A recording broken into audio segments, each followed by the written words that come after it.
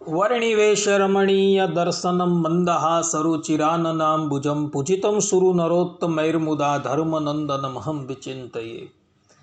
असतो मा षड्गमय तमसो मा ज्योतिर्गमय मृत्युर्मा अमृतं गमय। ओम शांति शांति शांति। આજની જ્ઞાન સભાની અંદર પધારનારા બધા જ ભગવત ભક્તોને વેદાંતાચાર્ય પુરાણ ઇતિહાસ આચાર્ય અમે ફિલોસોફી શાસ્ત્રી રાકેશભાઈના હિતપૂર્વક જય સ્વામિનારાયણ। ભક્તો, ગયા વખતની જ્ઞાન સભાની અંદર આપણે બધાએ સત્સંગી જીવન અને ધર્મ સિંધુના માધ્યમથી જે મરણ સંબંધી સૂતકનો નિર્ણય કરવામાં આવેલો છે તેની વાત શ્રવણ કરી। એની અંદર તમને બધાને એ વાતનું શ્રવણ કરાવ્યું કે જન્મના અને મરણના સૂતકની અંદર એક સૂતક ચાલતું હોય ત્યારે બીજું સૂતક આવી જાય ત્યારે શું કરવું, એનો નિર્ણય જે ભગવાન સ્વામિનારાયણે તથા ધર્મ સિંધુકારે અને બીજા મહર્ષિઓએ કરેલો છે એ બધી જ વાત તમને શ્રવણ કરાવી। હવે આજે આપણે એ જ મરણ સંબંધી જે શૌચ જે છે એની અંદર બીજી કેટલીક વાતો જે છે એ શ્રવણ કરીએ। ભગવાન સ્વામિનારાયણ સત્સંગી જીવનના 5મા પ્રકરણના 19મા અધ્યાયના 59મા શ્લોકની અંદર પોતે કહે છે કે આરંભેલા વ્રતાદિકમાં સમાપ્તિ પર્યંત મધ્યે જનન મરણ કરીને આશૌચ વ્રતાદિ નિષ્ઠને લાગુ પડતું નથી। અર્થાત કે મહર્ષિઓ સ્મૃતિમાં કહે છે કે વ્રત, યજ્ઞ, વિવાહ, શ્રાદ્ધ, પ્રાયઃ સાયં કર્તવ્ય, હોમ, દીક્ષિત કર્તવ્ય, દેવાર્ચન, જપ વિશેષ આમનો સમારંભ કર્યો હોય અને પછી સૂતક જો પ્રાપ્ત થાય તો એ સૂતક જે છે એ વ્રતાદિની સમાપ્તિમાં જ લાગુ પડે છે એવું મહર્ષિઓએ કહ્યું છે અને ભગવાન શ્રી હરિ પણ આ વાત કહે છે। પરંતુ એની અંદર પણ મહર્ષિઓનો મત એવો છે કે વ્રત છે, યજ્ઞ છે, વિવાહ છે, શ્રાદ્ધ છે, કોઈ વસ્તુનું અનુષ્ઠાન છે, એનો તમે પ્રારંભ કરેલો હોય એ પ્રારંભ કરતાં પહેલાં તમારે નાંદી શ્રાદ્ધ જે છે અર્થાત કે વૃદ્ધિ શ્રાદ્ધ એ કરવું જરૂરી છે। જો તમે વૃદ્ધિ શ્રાદ્ધ કરી દીધું હોય અને પછી તમે व्रत करता हो, यज्ञ करता हो, विवाह करता हो, श्राद्ध करता हो, इत्यादि कर्मों करता हो तो तमने ज्यां लगीन तमे आ बधी वस्तुओं अनुष्ठान करो छो त्यां लगीन तमने सूतक लागशे नहीं, परंतु पछी सूतक लागशे। एटले कहेवानो तात्पर्य ए के ज्यारे आपणे कोई मोटा अनुष्ठानों करता होईए, विवाह करता होईए, यज्ञ करता होईए, कोई श्राद्ध करता होईए त्यारे श्राद्धनी अंदर विघ्न न आवे, जन्म संबंधी मरण संबंधी अशौच जे छे ए न आवे, एने माटे प्रथमथी ज आपणे एनी सावचेती रूपे वृद्धि श्राद्ध एटले के नांदी श्राद्ध करी देवानुं होय छे। अने आ प्रमाणेनुं नांदी श्राद्ध करनारा जे छे तेने ज्यां लगीन ए आ व्रतादिकનું अनुष्ठान करतो होय त्यां लगीन एने ए सूतक जे छे ए लागू पड़तुं नथी एवुं भगवान श्रीहरि तथा महर्षिओ पोते कही रह्या छे। भगवान श्रीहरि सत्संगी जीवनना 5મા પ્રકરણના 19મા અધ્યાયના 61મા શ્લોકની અંદર પોતે કહે છે કે સૂતક વર્તતું હોય અને શ્રાદ્ધ તિથિ પ્રાપ્ત થાય તો એ શ્રાદ્ધની તિથિ ઉલ્લંઘીને સૂતકને અંતે કે અમાવાસ્યાને દિવસે આવેલું શ્રાદ્ધ જે છે એ કરવાનું છે। કહેવાનું તાત્પર્ય એ છે કે આપણે બધા દર વર્ષે વર્ષમાં એક વખત ભાદરવા વદી એકમથી લઈને અમાવાસ્યા પર્યંત 15 દિવસની અંદર શ્રાદ્ધ કરતા હોઈએ છીએ. અને એ શ્રાદ્ધની અંદર કદાચ જન્મનું સૂતક કે મરણનું સૂતક ઉપસ્થિત થાય અને એ શૌચ જે છે એ આપણે શ્રાદ્ધ કરતા હોય તે જ દિવસે વર્તતું હોય તો ભગવાન શ્રી હરિ કહે છે કે એ દિવસે શ્રાદ્ધ કરતાં એ શ્રાદ્ધ ન કરવું, પરંતુ એ સૂતક પૂર્ણ થઈ જાય અથવા તો અમાવાસ્યાને દિવસે એ શ્રાદ્ધ કરી દેવું, જેથી કરીને શ્રાદ્ધ કરનાર જે છે એ દોષનો ભાગી ન થાય. કહેવાનું તાત્પર્ય એ છે કે કદાચ ભાદરવા વદ એકમને દિવસે કોઈક વ્યક્તિને સૂતક આવ્યું અને મધ્યની અંદર એટલે કે ભાદરવા વદી સપ્તમીને દિવસે કોઈના ઘરે શ્રાદ્ધ હોય તો એ વ્યક્તિએ સપ્તમીને દિવસે શ્રાદ્ધ નથી કરવાનું, પરંતુ એણે એ શ્રાદ્ધ જે છે એ અમાવાસ્યાને દિવસે કરવાનું છે અથવા તો સૂતક પૂર્ણ થઈ જાય પછી 11મા કે 12મા દિવસે તમારે કરવાનું છે. આવો નિર્ણય જે છે ભગવાન સ્વામિનારાયણે પણ કરેલો છે ને આ જ નિર્ણયનું સમર્થન જે છે એ ધર્મસિંધુકારે તૃતીય પરિચ્છેદની અંદર ઉત્તરાર્ધની અંદર પણ કરેલું છે. અને ત્યાં પણ સ્પષ્ટ રૂપે જ કહ્યું છે કે સૂતક પૂર્ણ થઈ ગયા બાદ શ્રાદ્ધ કરવાનું છે. હવે ભગવાન સ્વામિનારાયણ આપતકાળનો નિર્ણય કરે છે. સત્સંગી જીવનના 5મા પ્રકરણના 19મા અધ્યાયના 62મા શ્લોકની અંદર ભગવાન સ્વામિનારાયણ કહે છે કે આપતકાળ પામેલાને તો સૂતક છે જ નહીં. આ સર્વ સૂતક સ્વસ્થને જ એટલે કે શરીરથી જે સ્વસ્થ હોય તેને જ પાળવાનું છે. ને આ જ બાબતનું સમર્થન યાજ્ઞવલ્ક્ય ઋષિએ યાજ્ઞવલ્ક્ય ઋષિની સ્મૃતિની અંદર 3:29ની અંદર કરેલું છે, દક્ષ સ્મૃતિની અંદર 6:17-18ની અંદર પણ કરેલું છે, અને ગરુડ પુરાણની અંદર આચાર અધ્યાયની અંદર 106મા અધ્યાયના 18થી 19મા શ્લોકની અંદર ભગવાન વેદવ્યાસે પણ કરેલું છે. ભગવાન વેદવ્યાસજી કહે છે આપદ્યાપી હનાંચ સદ્ય શૌચમ વિધિમ્યતે, અર્થાત કે આપતકાળ આવતા તો સદ્ય શૌચ જે છે એ નિવૃત્ત થઈ જાય છે. આપતકાળ એટલે કયા? અહીં કોઈ વ્યક્તિ એવો પ્રશ્ન કરે કે ભાઈ આપતકાળ કોને કહેવાય? તો આપતકાળ એટલે જ્યારે રાષ્ટ્રની ઉપર કોઈ શત્રુ દેશે આક્રમણ કરેલું હોય તેવો સમય જે છે એ આપતકાળ કહેવાય. દુષ્કાળ જે છે એ આપતકાળ કહેવાય. મહામારી જે છે એ આપતકાળ કહેવાય. પ્રાણ સંકટમાં આવી ગયા હોય, કોઈ વ્યક્તિ બીમાર હોય તો આ બધા જે સ્થાનો જે છે એ આપતકાળ છે. ને આવા આપતકાળની અંદર મહર્ષિઓએ નિર્ણય કરેલો છે કે કોઈક વ્યક્તિને આ શૌચ આવી જાય જન્મનું કે મરણનું તો એ વ્યક્તિની તત્કાલ જે છે એ સ્નાન માત્રથી શુદ્ધિ થઈ જાય છે. એટલે આપતકાળના ધર્મ જે છે એ ધર્મ જ્યારે સારો કાળ ચાલતો હોય, સારો કાળ વર્તતો હોય ત્યારે ગ્રહણ નથી કરવાના. ભગવાન સ્વામિનારાયણે પણ સ્પષ્ટ રૂપે શિક્ષાપત્રીમાં ના પાડેલી છે.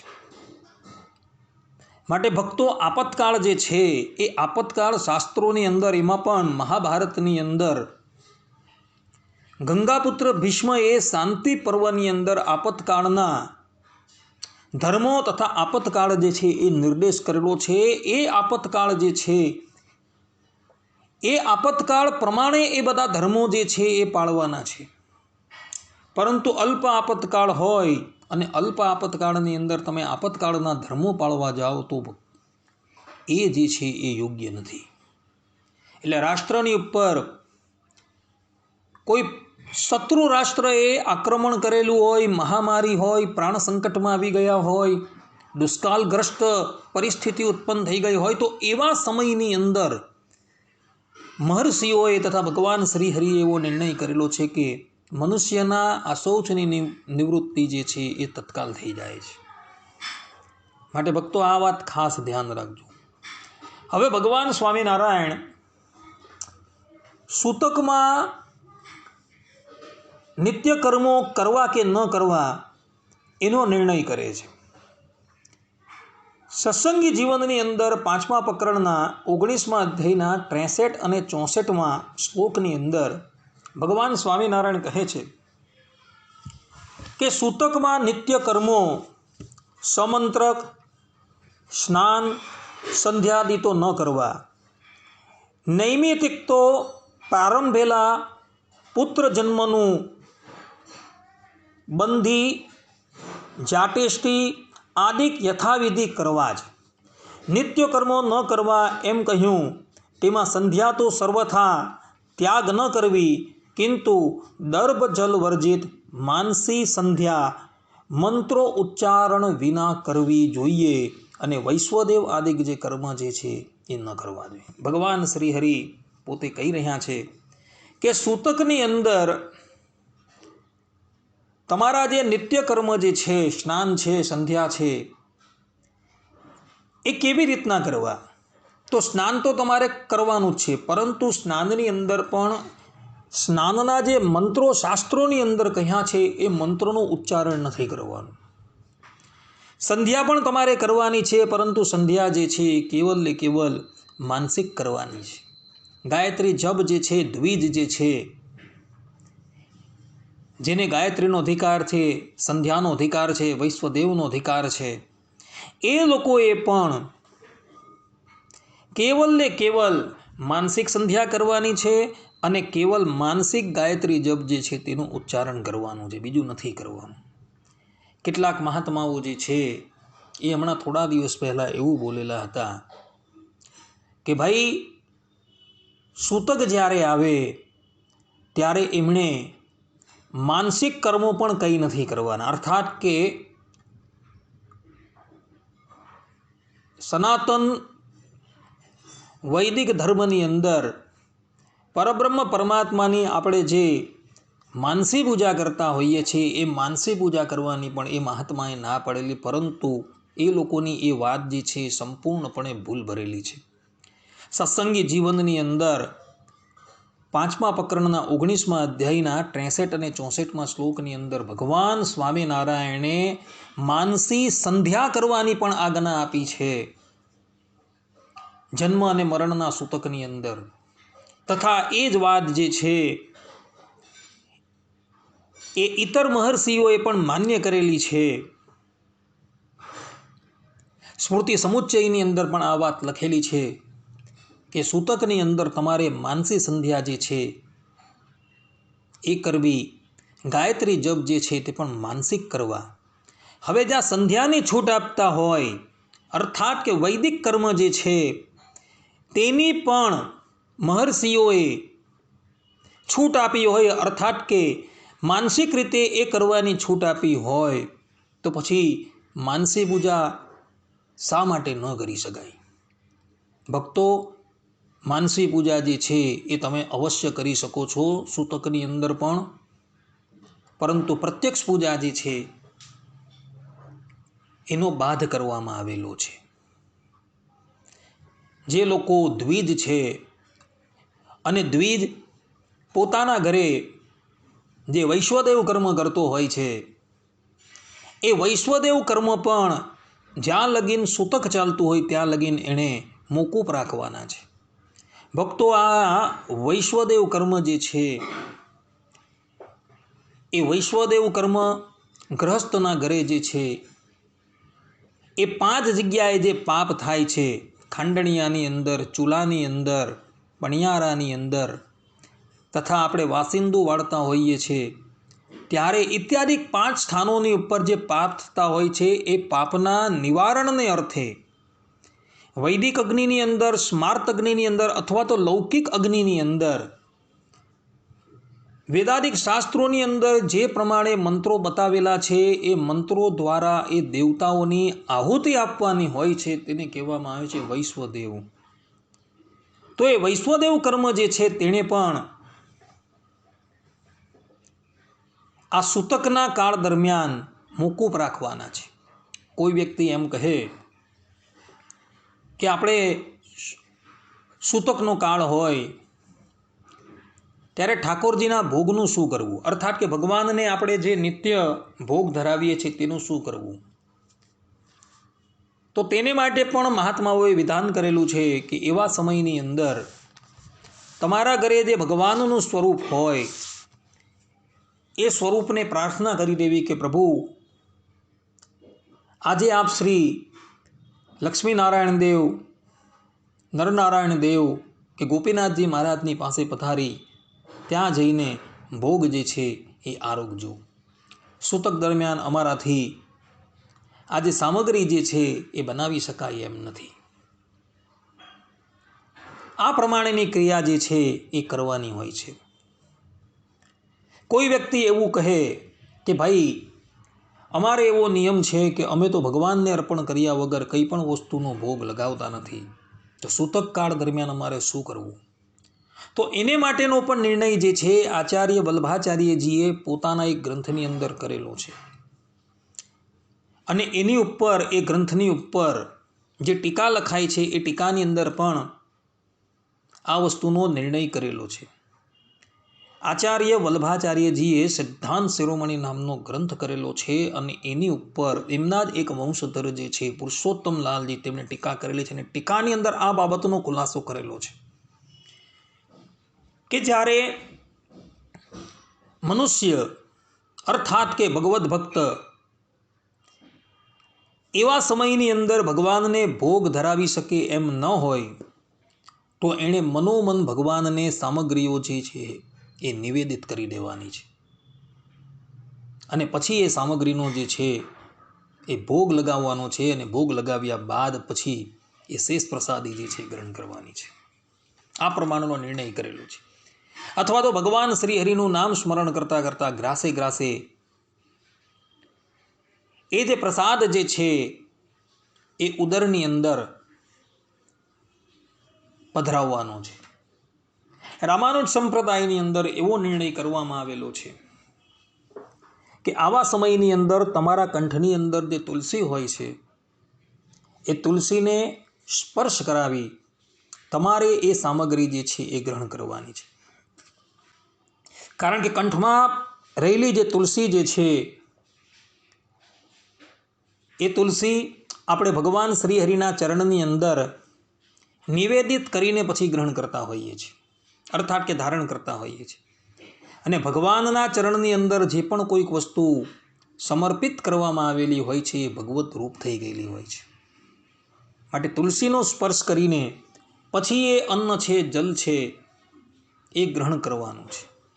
કોઈ વ્યક્તિને એવો સંશય થાય કે ભાઈ સૂતકના કાળની અંદર તુલસી જે છે એ શું અપવિત્ર ન થાય, તો એને કહેવાનું કે શાસ્ત્રોકારોએ કહ્યું છે કે ભગવાન શ્રી હરિના ચરણની અંદર સમર્પિત કરેલી તુલસી જે છે એ ક્યારેય પણ કંઠમાં રહેવા છતાં પણ અપવિત્ર થતી નથી. રજસ્વલા સ્ત્રી રજસ્વલા ધર્મની અંદર આવતી હોય ને એ પણ પોતાના કંઠની અંદર જો તુલસી ધારણ કરે છે તો એ તુલસી ત્યારે પણ અપવિત્ર થતી નથી. જે વ્યક્તિએ આ સંબંધની અંદર વધારે પડતો વિચાર કરવો હોય એ વ્યક્તિએ શિક્ષાપત્રી અર્થદીપિકા ટીકા જે છે એ ટીકા જોઈ લેવી. એની અંદર આ બધી જ વસ્તુનો નિર્ણય કરવામાં આવેલો છે. 41મા શ્લોકની ટીકાની અંદર સતાનંદ સ્વામીએ આ બધો જ નિર્ણય કરેલો છે ભક્તો. માટે આ વાત ખાસ ધ્યાન રાખજો અને તમને જે પ્રમાણે નિર્દેશ કરેલું છે એ પ્રમાણે તમે કરજો તો ભગવાન શ્રી હરિ તમારા પર રાજી રહેશે. આટલું કહીને હું મારા પ્રવચનને વિરામ આપું છું. સર્વે સંતુ નિરામય, સર્વે સુખીનો ભવંતુ, સર્વે ભદ્રાણી પશ્યંતુ, માં કશ્ચિત દુઃખ ભાગ ભવેત. અસ્તુ. જય સ્વામિનારાયણ. હવે પછીના પ્રવચનની અંદર પણ આપણે બધા સૂતક સંબંધિત બીજી બધી વાતો જે છે એ શ્રવણ કરશું. ત્યાં લગીન બધા જ ભગવદ્ ભક્તોને હિતપૂર્વક જય સ્વામિનારાયણ.